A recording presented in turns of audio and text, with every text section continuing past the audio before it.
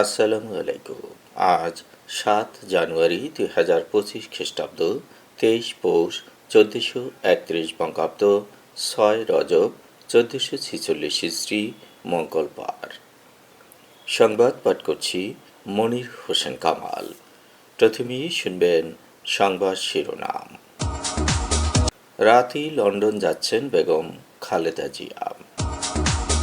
শহীদ ও আহতদের পরিবারের জন্য বরাদ্দ ৬৩৮ কোটি টাকা। এসএসসি ও সমমানের পরীক্ষা শুরু ১০ এপ্রিল। তিব্বতে শক্তিশালী ভূমিকম্পে ৫৩ জন নিহত। ঝালকাঠিতে ব্যবসায়ীকে কুপিয়ে হত্যা। বাগেরহাটে গণপিটুনিতে ডাকাত নিহত। মাইকিংয়ের রেকর্ড করা হয় লোকবেতারে। শুনলেন সংবাদ শিরোনাম, এবার বিস্তারিত। আজ রাতে চিকিৎসার জন্য লন্ডনে পাড়ি জমাচ্ছেন সাবেক প্রধানমন্ত্রী ও বিএনপি চেয়ারপারসন বেগম খালেদা জিয়া। রাত ১০টায় ঢাকার হজরত শাহজালাল আন্তর্জাতিক বিমানবন্দর থেকে লন্ডনের উদ্দেশ্যে রওনা করবেন তিনি। আগামীকাল বাংলাদেশ সময় সকাল ১০টায় যুক্তরাজ্যের হিথ্রো বিমানবন্দরে তাকে বহনকারী এয়ার অ্যাম্বুলেন্সটি অবতরণ করবে। খালেদা জিয়ার ব্যক্তিগত চিকিৎসক ও দলের স্থায়ী কমিটির সদস্য ডাক্তার এজেড জাহিদ হোসেন জানিয়েছেন, লন্ডন ক্লিনিক বলে একটা পুরানো ঐতিহ্যবাহী হাসপাতাল আছে।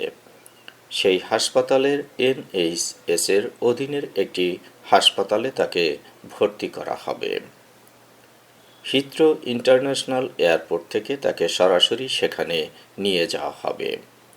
সেখানেই চিকিৎসাধীন থাকবেন বিএনপি চেয়ারপারসন। তার একান্ত সচিব এবিএম আব্দুস সাত্তার জানিয়েছেন, রাত ৮টায় গুলশানের বাসভবন ফিরোজা থেকে বের হবেন খালেদা জিয়া। রাত ৯টায় বিমানবন্দরে ইমিগ্রেশন সম্পন্ন করবেন। খালেদার সফর সঙ্গী হিসেবে থাকবেন তার ব্যক্তিগত চিকিৎসক হিসেবে দায়িত্ব পালন করে আসা doctor A Z Zahid Hossain, doctor Mohammad Shahabuddin Talukdar, doctor Nur Uddin Ahmed ও ডাক্তার মোহাম্মদ আল মামুন। এছাড়া খালেদা জিয়ার সঙ্গে যাবেন তার প্রয়াত ছোট ছেলে আরাফাত রহমান কোকোর স্ত্রী সৈয়দা শর্মিলা রহমান। দলীয় নেতাদের মধ্যে রয়েছেন তার উপদেষ্টা মণ্ডলীর সদস্য ডক্টর মোহাম্মদ এনামুল হক চৌধুরী, দলের নির্বাহী কমিটির সদস্য তাবিত আউয়াল, খালেদা জিয়ার একান্ত সচিব এবিএম আব্দুস সাত্তার, ব্যক্তিগত সহকারী Mohammad Masudur Rahman, protocol officer SM. Parvez এবং গৃহকর্মী ফাতিমা বেগম ও রূপা শিকদার। লন্ডনে প্রায় ৮ বছর পর বড় ছেলে তারেক রহমানের সঙ্গে দেখা হতে যাচ্ছে খালেদা জিয়ার। এর আগে ২০১৬ সালে সর্বশেষ ছেলেকে সশরীরে সামনে পেয়েছিলেন মা খালেদা জিয়া। ওই বছর ৯ সেপ্টেম্বর সৌদি আরবের রাজকীয় আমন্ত্রণে সপরিবারে ওমরা পালন করেছিলেন তারা। এরপর ৮ বছর কেটে গেছে। এই সময়ের মধ্যে আর কখনো তারেক রহমানের সঙ্গে দেখা হয়নি খালেদা জিয়ার। গত ৫ আগস্ট শেখ হাসিনা সরকারের পতনের পরের দিন খালেদা জিয়াকে নির্বাহী আদেশে মুক্তি দেওয়া হয়। আওয়ামী লীগ সরকারের সময় দুর্নীতির ২ মামলায় তাকে কারাদণ্ড দেওয়া হয়েছিল। তিনি ২ বছরের বেশি সময় কারাবন্দী ছিলেন। আওয়ামী লীগ সরকার তাকে বিদেশে যাওয়ার অনুমতি দেয়নি। তাই দেশে চিকিৎসকদের তত্ত্বাবধানে খালেদা জিয়ার অস্ত্রোপচার সহ চিকিৎসা চলছিল। ছাত্র জনতার গণ অভ্যুত্থানে শহীদ ও আহতদের পরিবারের জন্য ৬৩৭ কোটি ৮০ লাখ টাকার বাজেট বরাদ্দের সিদ্ধান্ত নিয়েছে অন্তর্বর্তী সরকার। তথ্য ও সম্প্রচার উপদেষ্টা নাহিদ ইসলাম এ তথ্য জানিয়েছেন। বরাদ্দকৃত অর্থের মধ্য থেকে শহীদ পরিবারের জন্য ৩০ লাখ টাকার সঞ্চয়পত্র এবং আহতদের বিভিন্ন ক্যাটাগরি অনুযায়ী ১ থেকে ৫ লাখ টাকা প্রদান করা হবে। বরাদ্দকৃত অর্থের মধ্যে 232,60,00,000 টাকা চলতি অর্থ বছরের বাজেট হতে ব্যয়িত হবে। বাকি টাকা জুলাইতে 2025-26 অর্থ বছরের বাজেট থেকে বরাদ্দ করা হবে। তিনি আরও জানান, শহীদদের পরিবারকে জানুয়ারিতে 10 লাখ টাকার সঞ্চয়পত্র এবং জুলাইতে 20 লাখ টাকার সঞ্চয়পত্র হস্তান্তর করা হবে। একই সঙ্গে আহতদের নগদ অর্থের পাশাপাশি চিকিৎসার প্রাসঙ্গিক ব্যয়ও পর্যায়ক্রমে মেটানো হবে। চলতি বছরের এসএসসি ও সমমান পরীক্ষা শুরু হবে আগামী 10 এপ্রিল, শেষ হবে 8 মে।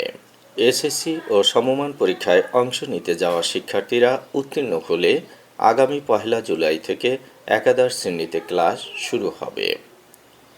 15 জুন থেকে বিভিন্ন কলেজ ও মাদ্রাসায় একাদশ শ্রেণীতে ভর্তির কার্যক্রম শুরু হবে।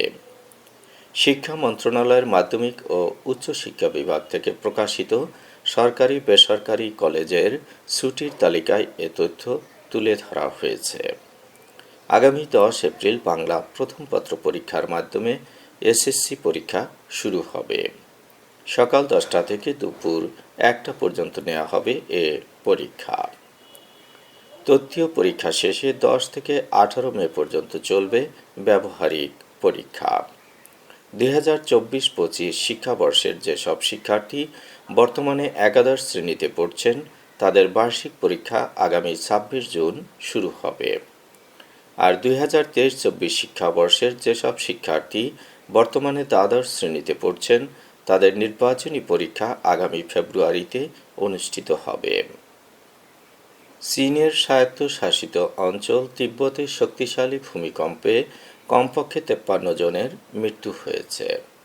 এতে আহত হয়েছেন আরও অন্তত 62 জন। আরও বাড়তে পারে নিহতের সংখ্যা। আজ সকালে সেখানে 7.1 মাত্রার শক্তিশালী ভূমিকম্প আঘাত হানে।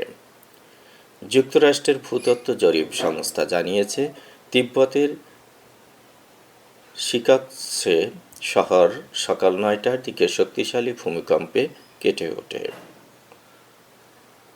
যুক্তরাষ্ট্রের ভূতত্ত্ব জরিপ সংস্থা জানিয়েছে, তিব্বতের শিকাগো শহর সকাল 9টার দিকে শক্তিশালী ভূমিকম্পে কেঁপে ওঠে। ভূমিকম্পটি এতটাই শক্তিশালী ছিল যে এটি নেপাল, ভারতের কিছু অংশ এবং বাংলাদেশেও অনুভূত হয়। বড় ভূতাত্ত্বিক ফল্টে অবস্থানের কারণে ওই অঞ্চলে প্রায় ভূমিকম্প হয়ে থাকে। চীনের রাষ্ট্রীয় সংবাদ মাধ্যমে বলা হয়েছে, ভূমিকম্পটির মাত্রা ছিল 6.8। এটির আঘাতে 1000-এরও বেশি ঘরবাড়ি ক্ষতিগ্রস্ত হয়েছে বলে উল্লেখ করেছেন তারা। ক্ষতিগ্রস্ত এলাকায় উদ্ধার অভিযানে নেমেছে চীনের বিমান বাহিনী। এতে ড্রোন ব্যবহার করা হচ্ছে। ঝালকাঠি সদর উপজেলায় সুদেব হালদার নামে এক ব্যবসায়ীকে কুপিয়ে হত্যা করেছে দুর্বৃত্তরা। সোমবার রাতে উপজেলার নবগ্রাম ইউনিয়নের রামপুর জোড়াপুল এলাকায় এ ঘটনাটি ঘটেছে। নিহত সুদেব উপজেলার বেতরা গ্রামের সুব্রত হালদারের ছেলে। বাউকাঠি বাজারে সুদেবের মোবাইল ফোনের একটি দোকান রয়েছে। সোমবার রাত 12টার দিকে তিনি দোকান বন্ধ করে বাড়ি ফেরার পথে দুর্বৃত্তরা তাকে কুপিয়ে হত্যা করে। সকালে স্থানীয় লোকজন রাস্তায় তার মরদেহ দেখে পুলিশে খবর দেয়। পুলিশ ঘটনাস্থলে গিয়ে তার মরদেহ উদ্ধার করে। বাগেরহাটের কচুয়ায় গণপিটুনিতে রাসেল শেখ ওরফে ডাকাত রাসেল নামে এক ব্যক্তি নিহত হয়েছেন। সপ্তাহখানেক আগে চন্দ্রপাড়া এলাকার মোহিত পাইকের কাছ থেকে 5,000 টাকা নিয়ে যায় রাসেল শেখ। গত শনিবার মোহিত পাইককে আরও টাকা জোগাড় করে রাখার জন্য শাসিয়ে যায়। যদি টাকা না রাখা হয় ঘরবাড়ি আগুন দিয়ে পুড়িয়ে ফেলার হুমকি দিয়ে যায়। গতকাল বিকেলে রাসেলসহ 5-6 জন ধারালো দা, কুড়াল ও সরকি নিয়ে মোহিতের বাড়িতে ঢোকে এবং টাকা দাবি করে। এ সময় বাড়ির নারীরা চিৎকার দিলে গ্রামবাসী এসে তাদের ঘিরে ফেলে গণপিটুনি দেয়।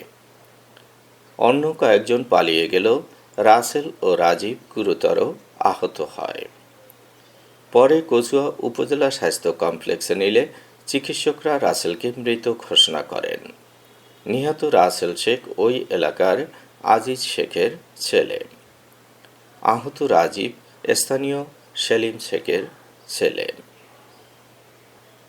মাইকিংয়ের রেকর্ড করা হয় লোকবেতারে। সুমধুর ও সুস্পষ্ট কণ্ঠে মাইকিংয়ের জন্য লোকবেতারের বিকল্প নেই। লোকবেতারের সাউন্ডপ্রুফ স্টুডিওতে করা হচ্ছে গান ও নাটকের রেকর্ড। সেই সাথে লোকবেতারের নামমাত্র টাকায় প্রচার করা হচ্ছে বিজ্ঞাপন। 15 সেকেন্ডের বিজ্ঞাপন প্রচারিত হচ্ছে মাত্র 500 টাকায়। 30 সেকেন্ডের বিজ্ঞাপন 1000 টাকা, 45 সেকেন্ডের বিজ্ঞাপন 1500 টাকা আর 1 মিনিটের বিজ্ঞাপন প্রচার করা হয় মাত্র 2000 টাকায়। নির্ধারিত টাকার বিনিময়ে প্রতিদিন কমপক্ষে 5 বার করে পুরো 1 মাস বিজ্ঞাপন প্রচার করা হবে। মাইকিং ও বিজ্ঞাপনের জন্য যোগাযোগ করবেন 017755664445 নম্বরে। এবারে শুনবেন আবহাওয়ার খবর।